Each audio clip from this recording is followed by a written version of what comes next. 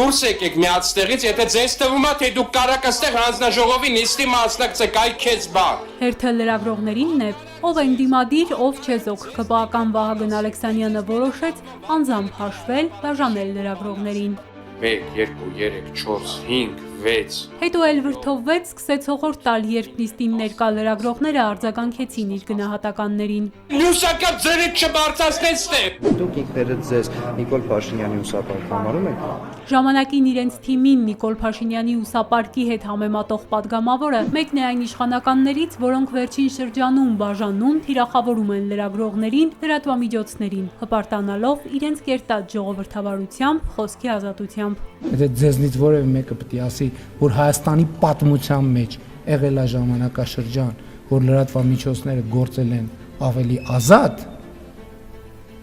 հալալա ձեզ։ Մամուլի ազատության մասին պիտի խոսեն մամուլի ներկայացուցիչները։ Իսկ դուք քանի մամուլի ներկայացուցիչ եք ճանաչում, որ ինքը հայտարարում է, որ մենք աշխատում ենք բացարձակ ազատության պայմաններում։ Խմբագրություններ կան 20-25 հայց ունեն իրենց դեմ, ընդ որում բոլորը քաղաքացիական պայմանագիր կուսակցության ներկայացուցիչներն են ներկայացրել։ Սենց է ազատությունը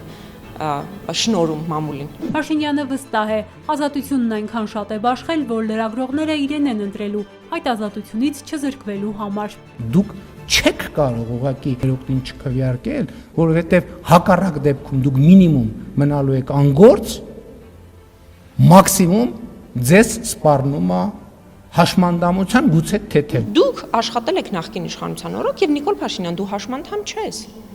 Դու մնացել ես ողջ, չնայած քո բոլոր պայքարի եւ քո բոլոր զրկանքների անցած ճանապարհը, բայց հիմա էլ մենք քո իշխանության օրոք ենք անցնում այդ նույն զրկանքների ճանապարհը։ Լրագրողները քաղաքպայմանագրի ղեկավարի հնարավոր կոռուպցիոն քայլերի մասին են հարցնում։ Հայկ Կոնջորյանի կինը Հայփոստի շարքային աշխատակցից տնօրեն է դարձել, ընտանիքի մյուս անդամները կառուցապատողի հայտարարած գնից էժան բնակարան են ձեռք բերել, որ եկամտահարկից օգտվեն։ Փաշինյանն ասում է, լրագրողի ասածը հալած յուղի տեղ ընդունելու պարտավորություն չունի, անցնում է լրագրողներին, ասում է ինքնահայտարարագրվեք, երբ, ինչ եք գնել, ինչքան աշխատավարձ եք ստանում։ Քաղաքացիական պայմանագիր խմբակցության ղեկավարը ու որևէ թերթի լրագրողը կամ որևէ կայքի լրագրողը հավասար իրավունքներ ունեն մեր երկրում։ Լուրջ եք ասում։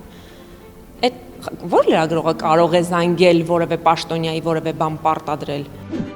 Ընդդիմադիր падգամավորը հիշեցնում է, քաղաքպայմանագիրը վարքականոն էր հրապարակել նախորդ տարեվերջին։ Խոստանում էին զուսպ լինել, որ մնացին խոստումները։